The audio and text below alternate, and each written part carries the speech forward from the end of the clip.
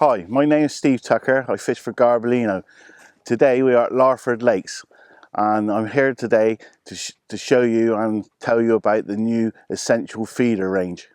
There's 4 rods in the range, which is a 12-foot bream, a 12-foot light, 11-foot light and a 10-foot light. They all come with 3 tips, a ½ ounce carbon, ½ ounce glass and a 3 ounce glass. They're absolutely perfect for catching small skimmers and roach.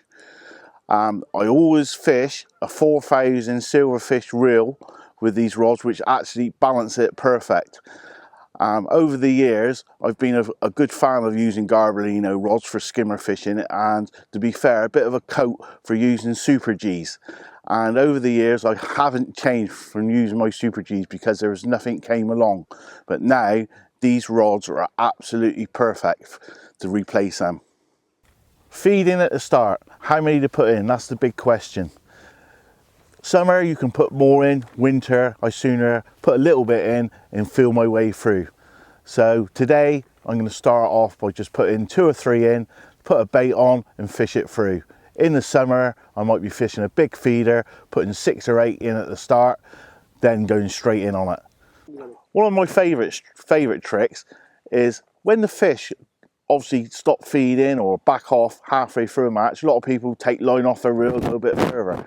What's helped me over the years is I start another line off then, but at 2 o'clock or 11 o'clock, depending on which way it's towing. Because I always find the fish just drop down with that little bit of tow, the odd bit coming off your ground bait, and they're sat at the bottom of the peg, not necessarily beyond it. And over the years, it's worked really well for me at places like Porth, Tamar, catching little skimmers and that. And it's absolutely vital. You know, one of my biggest things I've caught on over the years, lots of fish and when lots of sections and that, is on this 2 o'clock. And when the fish stop on the, say, the second swim, you go back to that first swim and they're back there again. So just by rotating both swims all day, you can keep your bites coming. Also, a good tip, I always like to select the lightest tip I can get away with, depending on tow and stuff like that. But these new rods, absolutely perfect for this with the light tips. You know, the ½ ounce glass, obviously absolutely perfect for fishing for little skimmers and roach. And all I can say, chuck your bomb out to start with, find a tow, and if it does go round, don't be scared. You know, change your tip, go to the next one above. But if there's no tow, fish a ½ ounce glass, you'll be very surprised. As I spoke earlier about finding a clear bottom out there, it's absolutely perfect for twitching a bait. Every 2-3 minutes, just pick your rod up, just give it half a turn or just slide it along your rod rest, and you'll be surprised the amount of skimmers that just pick that bait up and bang, they're on.